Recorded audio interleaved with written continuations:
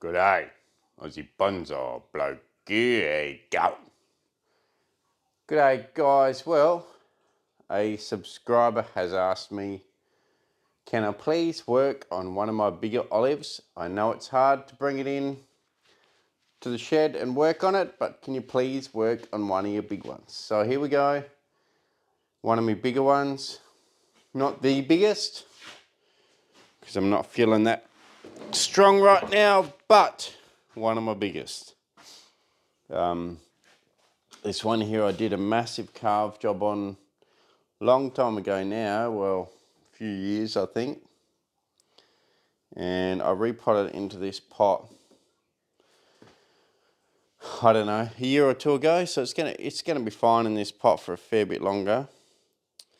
I neglected them this summer and let a lot of weeds grow. As you can see that, a lot of weeds and also liverwort and all sorts of random stuff.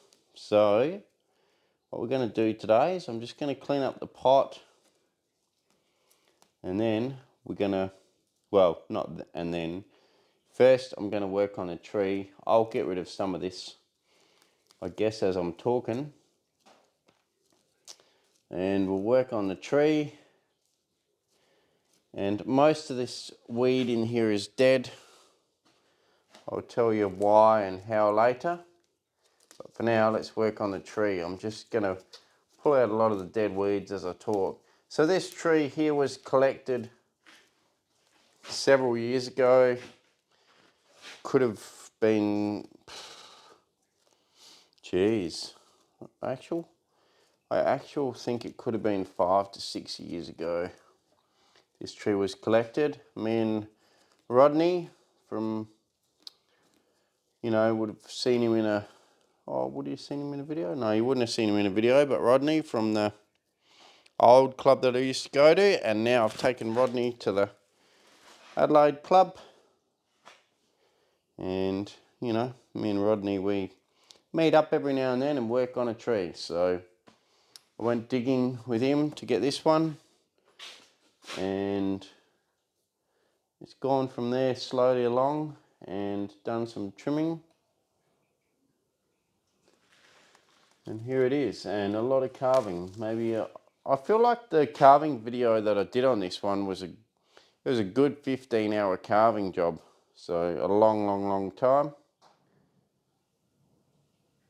And yeah, it turned out pretty good, the carving. But you can't see it right now, because right now I've got all this foliage in the way. This has grown all summer. All this, look at this. Grown all summer. You can tell where I had the light, this side of the tree. And this side of the tree I didn't rotate it, I was lazy. And look at this. All stunted back here, didn't grow. So that's my fault. So next time I put it on the bench, I'm going to put this side towards the sun.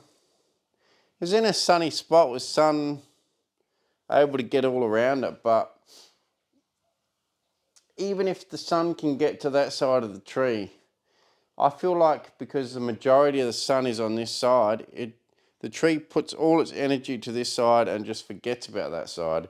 If this side was more shaded, well, how am I going to put this?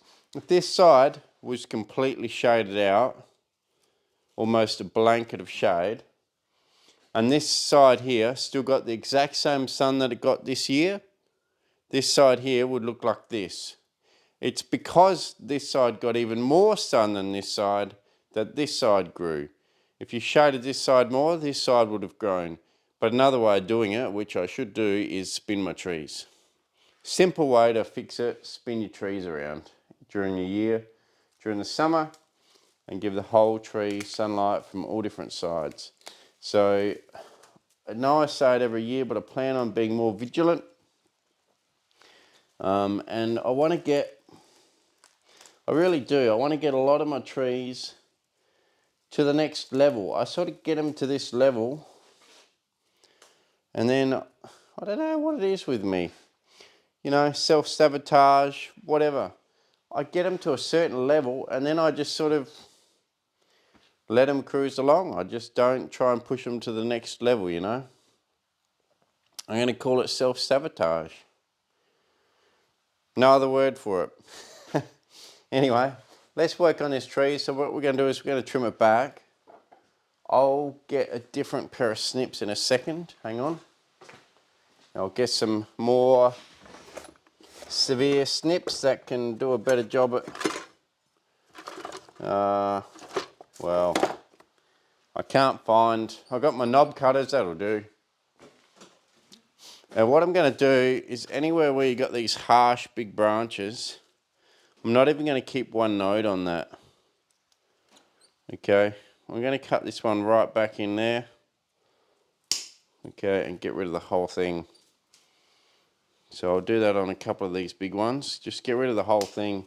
It's just grown too strong and fat for its own good, and it's time just to completely eradicate it.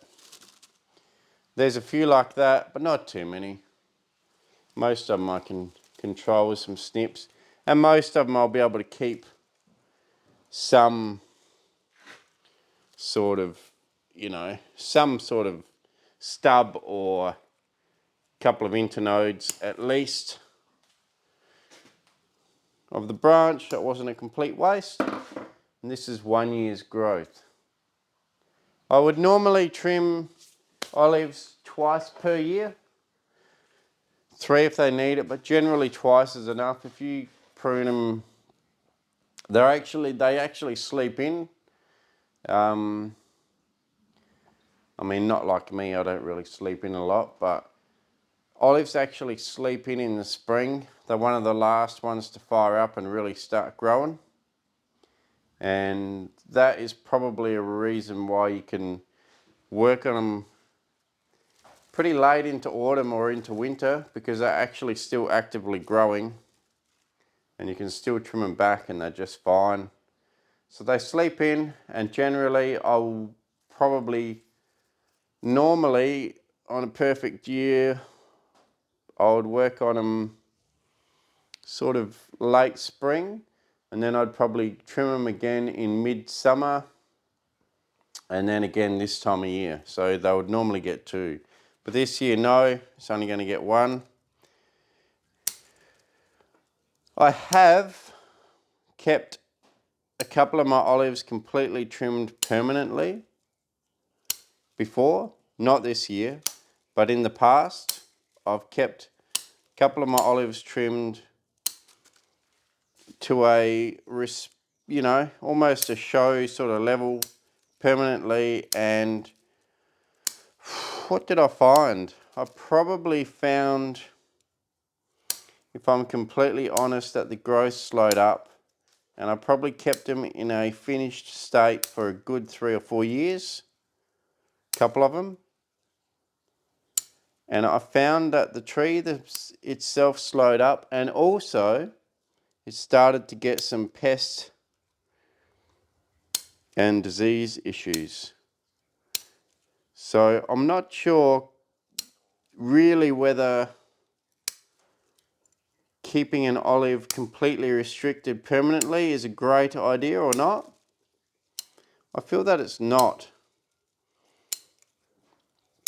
I feel like they need this growth to accumulate lots of energy. And although I may have to cut some of these branches completely off because I didn't work on it in summer, in the long-term health of this tree, this could actually work out to be a plus for this tree, and it could give it extra energy that it wouldn't have otherwise had, because if I'd cut it back all the time, you know, it would have just been constantly trying to push out new little shoots. Whereas like this, it's been able to push out really strong new growth, and the new growth has hardened off and become very efficient for the tree, as in solar panels, collecting the sun, and it's really, yeah, it's really helped the tree. The big test will be not right now, okay, we know that it's got a lot of growth on it right now. The big test, okay, letting a tree grow out like this for a long time is not the fact that it grew out like this. The big test as to how much energy it's got is once we've trimmed it back like we are now, pretty hard, what's going to come of it? Is it going to just sit there and sulk for a year? If it does, it means that whatever energy I thought it accumulated, maybe it didn't, because it just sat there and sulked after a trim. But if I trim it back now and she goes crazy, well, I'm guessing that's a good thing. It means that it's got a lot of energy in the trunk. This one here has never really done me wrong. It's always been a good grower for me. And on that note, there's differences in olives. Some olives are constant good growers for you, and some are not. Some are sulkers. Okay, so someone in the Adelaide club, John, asked me, he bought my old tree and said, he's repotted it, gave it a bit of a trim, and now it's just sat there. Still looks fine, nothing's died back, but he said it's just sat there. And I said, John, some olives are just sulkers, mate. They just sit back and sulk. And some are growers, they just love to grow. I have another sulker tree in the yard, which I don't think I trimmed for 2 years in the yard, in the bonsai area, I mean. And I don't think I've trimmed it for 2 years. And this year, I will say, it has put on a great amount of growth. I will be working on that one in a video very soon because it's ready to work on. If I don't trim it back now, a lot of the structure and pads and, all that sort of stuff will be lost. But for now, I will say I'm really impressed with its growth this year. Even though I got slack on the fertilizer and didn't fertilize it. Olives love fertilizer. So if you're apprehensive about fertilizer on an olive, don't be. The more you give it, the faster it'll grow. I've never ever seen one burn ever in my life. And I mean, I give them, if I haven't done it for a while, sometimes I give them triple strength Thrive, which is a chemical fertilizer, basically nitrogen, and I've never ever had any burning on an olive. Go as strong as you like. If you don't have dogs or birds for that matter eating your fertilizer, a great thing would be to put some organic fertilizer on, but I don't really have that luxury because I've got dogs that will definitely jump up on the trees and start eating it. I feel like in a couple of years I'll be able to start using more organic stuff again. I did use it in the past, some rapid raise, and when the, if you remember, if you've been watching me for a while, you remember the old fox terriers, the crazy little puppies. We had 3 of those, and they got to an age where they didn't jump up and start eating fertilizer anymore off the trees. And eventually, maybe another couple of years, the kelpies and the puppies will settle down and I'll be able to put fertilizer on these. I feel like at least Leo, the oldest of the kelpies, would be fine now. I could put as much blood and bone or whatever on it. And even though he's a foodie, I feel like he would stay off my tree. He's pretty well behaved these days. Roy, maybe. But Kevin, no way. Kevin is a feral. I love him, but he's a feral. He will get better. He took my boot on the lawn this morning. I had to get it off the lawn. What a feral. I love my dogs. Or our family dogs. They're very cute. So yeah, fertilise, fertilise, fertilise. If you've got one that's showing some pretty slack growth throughout the summer, give it full sun. Always give them full sun. And make sure you don't have scale, because scale can really weaken these things, and scale is probably the biggest pest that you'll encounter with an olive. Otherwise they're pretty bloody hardy. Fertilise, fertilise, fertilise, sun, sun, sun. Keep the scale off and you'll get good growth. And if you don't get good growth, the tree ain't happy for some reason, it's most likely that it just needs to have a good growing season to really get moving, you know. Another thing about olives is the varieties vary a lot. So this is a you can see this very small leaf olive. Super small and great for bonsai. So if you're a South Australian and you can go collecting these olives, don't settle for an olive that has a good trunk but massive leaves. You can always find an olive that has small leaves and a good trunk. And the effort it takes to dig them out the ground, make sure it's got exactly what you want. Don't go just digging any old thing out the ground. Make sure it's a good one before you start, because they're everywhere, and if you get the opportunity to go digging, dig a good one.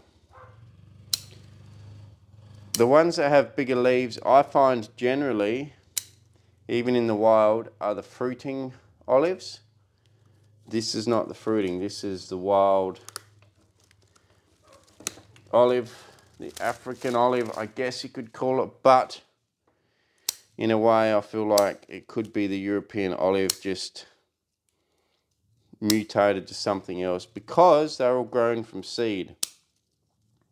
And some things grown from seed can give you good fruit and be a good fruiting thing, and sometimes they're not. And I find these ones with the smaller leaves not to be very good fruiters at all in the wild. They don't seem to have fruit on them.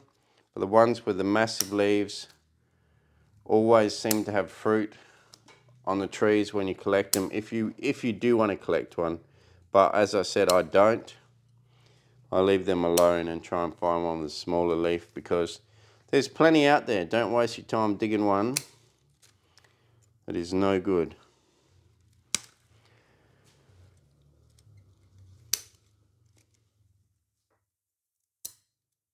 Just thinking anything else I missed there, you know.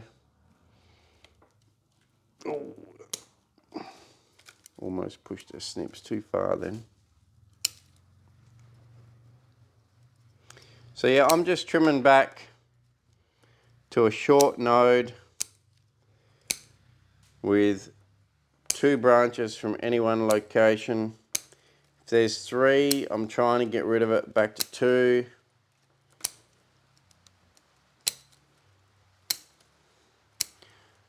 And see how we go. There are people out there that do defoliate these olives, and I have to come clean. I defoliated my big one last year, I think. You'll be able to see the video. It took a long time to recover, but it was so healthy beforehand that I don't think it went backwards. Okay, it took probably 6 months to get its full foliage back, I would say. But it didn't have a lot of branch die off. On the contrary, I did have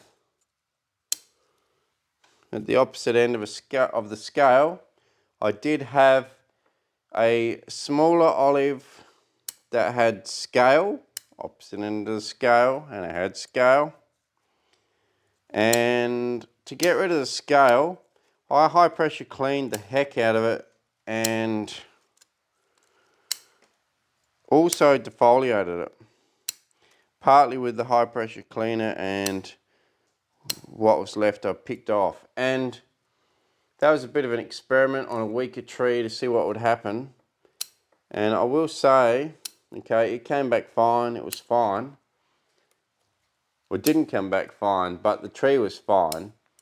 What I'm trying to say is a lot of the branches or twigs, not the big branches, but the little twigs died off, and it only ended up with about half as many twigs like this. Half as many twigs after it grew back than before I defoliated it, because it was weak before I defoliated it. Then I defoliated it, and the tree just could not support that many twigs without any leaves on. So I picked its strongest branches, shot from there, which worked out fine because I didn't lose any of the really good structure in the tree. I only lost little twigging. But the twigging is the final touch on a tree, and when you've got an almost finished tree and you lose the twigging, I guess it is a fair setback, but at least your structure is still good, you know. So with all my rambling on, we've nearly finished trimming this tree. I was going to do a hyperlapse, but got caught talking, and well, seeing as we're nearly finished, no point doing a hyperlapse now, is there? So there we go. Just keep weeding some of this stuff down here.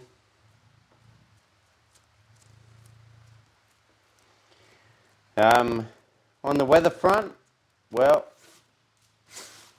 it has been super dry here where I live, and a lot of other parts of the state of South Australia have got quite wet in the last couple of months. But me, I'm still waiting for my opening rain. I think I've only averaged just over 10 mil per month for the last few months, and it's been pretty dismal here for rain. And considering I've got those trees out in the paddock that need water, it's pretty bad. Just hope things change. It seems that every time a rain cloud comes around the state, it bypasses here. I suppose that's what you get for buying in the desert, you know. The reason I bought this place is because it was cheap, and the reason it was cheap because it's in the desert. So not much I can do about that.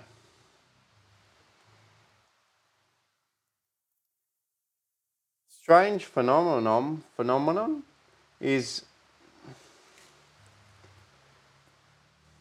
if you've got a lot of worms in your pot, which I do, they transport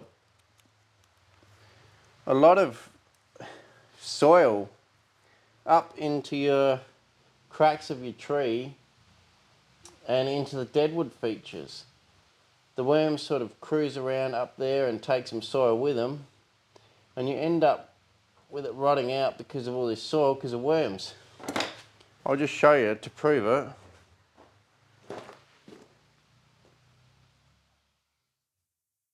You can see that worm there.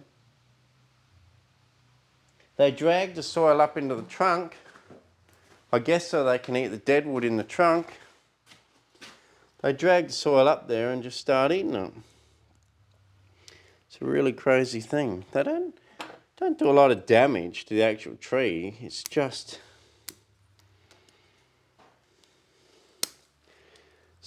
the fact that they create this mud everywhere. Probably the only downside to a worm is they seem to create basically mud in your pot. Break down all your potting mix and turn it into mud.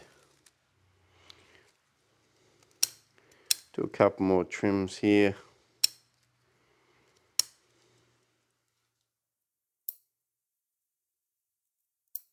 We're almost up to the controversial part of my video where I know I'm going to get some negative feedback.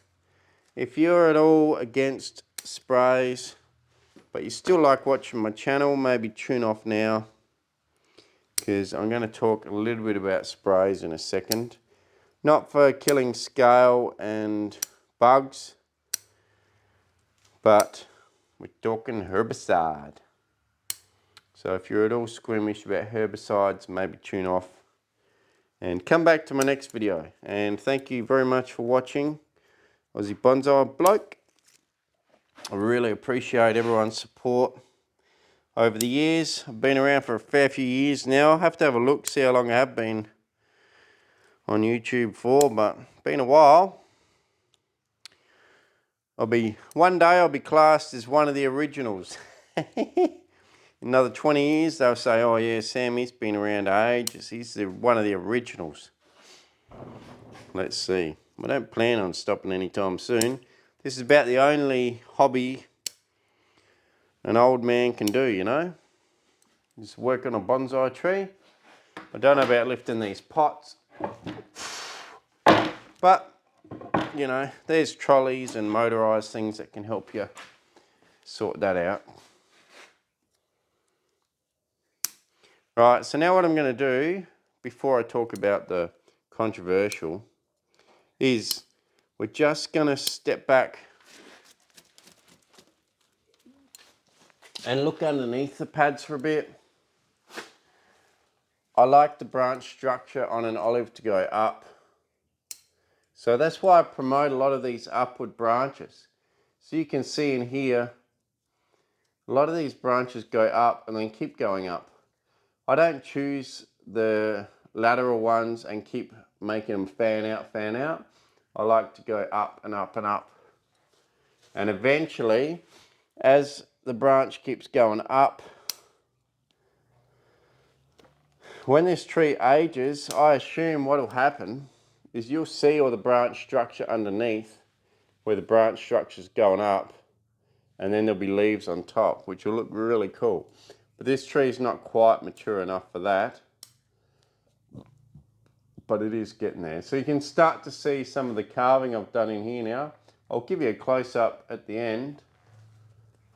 There's also several areas where there's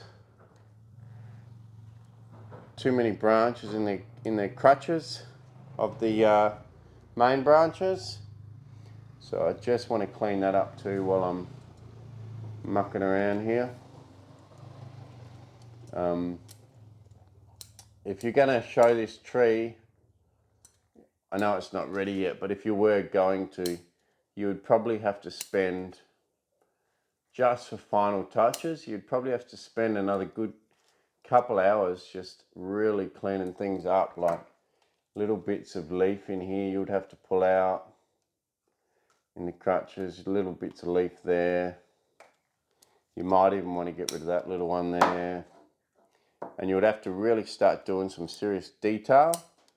But because it's not going to show anytime soon, I'm not going to be doing the full detail. This is just structure and trying to clean out the structure to a point that the growth that I get in the future. Hello. Hi, you're all wet. Hello. Hello. How you going? Hi, bud. You're very cute, aren't you, Mr. Roy Boy? Yes, you are. Leo, what are you doing? Hello. So, I guess yeah, I'm just cleaning it up so that the future growth for the next, at least for the next 6 months, is not going to create any weird inverse tapers or bad branch structure. I'm just cleaning it up so that the new growth doesn't do that. So pruning for structure. If you're pruning for a show, you have to do a lot more detail, a lot more cleaning and refining. But because I'm not, I don't have to do any real refining. Well, good day, Seth. How you going? Good. Do you want to come and stand in the video, mate? Fine. Haven't seen you for a while. Good day, Seth. Hi. You look wet. Well, yeah, I just went on the motorbike. Did you? In the rain? Yeah, now you've got to come. It's our first tiny bit of rain for the year. It's not tiny bit. We had 6 mil. Did we have 6? Yeah. That's pretty good for us, isn't it? Yeah. I was just telling him how it hasn't rained for ages. But I guess 6 mil is something, isn't it? How did your cubby house go? Did you get some water off the roof, put in your bucket? So my bucket got filled twice, and then I grabbed one of the plastic buckets, so it's a lot bigger. Do you want to tell everyone how you got a roof on your cubby house and you collect the water? Sure. Okay.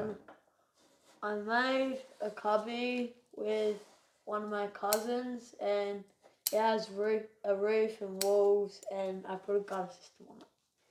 Yeah, he put his own little gutter system so that you can water your red gum tree, didn't you? Yeah. Now you can water your red gum. Well, I reckon we're looking pretty good there. And Seth is going to be working on a tree with me tomorrow, aren't you, Seth? Yeah. One of the collected. So stick around for that video. Next video will be, after this one, will be working on Seth's collected trees when we went collecting. Because they've got enough growth on them now that we can do some shoot selection and maybe some primary branch structure wiring. And pretty cool. Right, so it's about time now that I get to this controversial part of the video, which I've been talking about. And that will be how to get rid of this liverwort. There is no way I'm going to sit here picking this out with tweezers. And there's 2 ways you could do it. Okay, you could sit here and just pull chunks off like this. Okay, and then resurface it and put moss on. Which, to be honest, this tree is pretty much at that level. This tree is so bad that it's actually to the level of ripping the whole surface off. Why don't do it? And starting again. Then why don't you just do it? Oh, because I wasn't gonna, because I'm talking about something else in this video. So, but if it wasn't quite to that extent and you had sort of 3/4 moss to 1/4 liverwort, okay, there is another option to get rid of it without having to pull it off. And that is, we get some of my spray. Okay, this is called, the brand name for this is Basta. And the chemical is glufosinate. Glufosinate is a contact spray.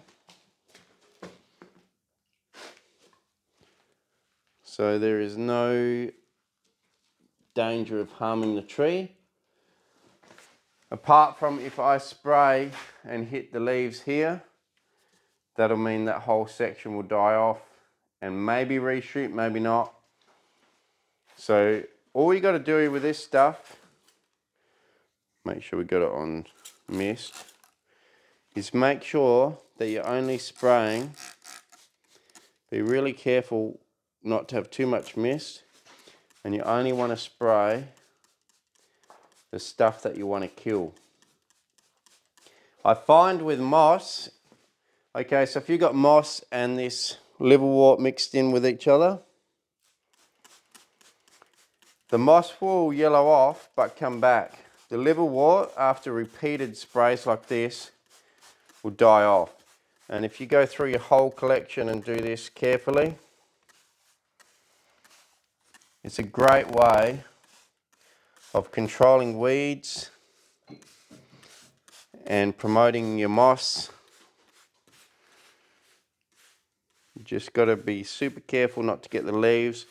But like I said, if you do accidentally get a leaf, okay, don't worry about it. It'll just burn that one leaf or the leaves that you hit. If you do accidentally squirt or dribble some on a big area, you can quickly just wash it off with water, really quickly, just wash it clean off and it'll be fine. But you have to be super quick, like I mean within a minute or two. So we're just going to go around this tree and spray it. Now don't think for a second that I would do this if I thought there was any risk to the tree. I do not. It's completely safe and it's labour free, and it means that now we can enjoy this tree all done, especially if you're time poor, and then you can move on to working on the next tree. There's nothing more tedious than hand weeding a tree, and I will only be hand weeding trees if I'm going to show them. Then I'll definitely hand weed and leave the moss behind, because the moss does go yellow for a good month, probably good 3 weeks, and then it comes back nice and green. So there you go, giving it a good little mist and spray. Don't completely soak your soil because you could potentially burn the roots. Okay, I've actually just put on a fairly minute amount really. It looks like I did a lot of spraying, but it's not much over the whole pot. And that'll help control all that. If you got too much moss up the trunk, you can put a bit of vinegar on that to clean that off. But yeah, all in all, that's about it. What do you think, Seth? You like this tree? Yeah. Not bad, eh? Not bad. I mean, it's bad compared to some of your other ones, but it's a good What? tree. Well, some of your other ones are 10 times better than this. And you could clean your pot if you wanted to, but like I say, we're not going to show it. This is just a trimming video, and I've given you guys a lot of information because I couldn't stop talking.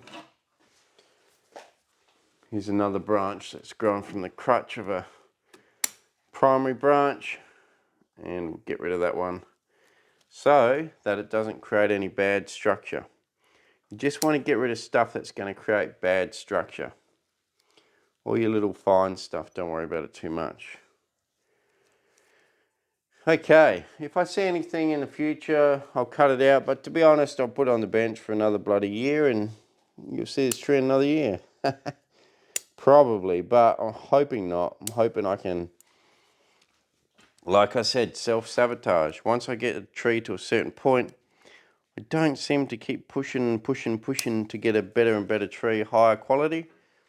I get bloody lazy, let it overgrow, let it shade out some branches which die off, and then I have to bring it back to then go forward again. And then when it starts to look really good again, what do? I self-sabotage again, and I let it overgrow, or let a scale infestation happen, or I don't fertilize. So I'm really going to try hard to just keep on it. Keep on my trees and keep them growing well. No worries, guys. Thanks very much. Cheers for watching Aussie Bonsai Bloke. Please like, share, subscribe. Tell your mates about the channel, and make sure you catch me and Seth for a video tomorrow. We're going to be working on a collected tree, showing you the initial steps that you need to take once you get a tree out the ground and you need to work on it. So, should be a cool video. Right, I'll stop yabbering on and I'll catch you later. I'll give you one final spin. Have a good night. Enjoy your bonsai.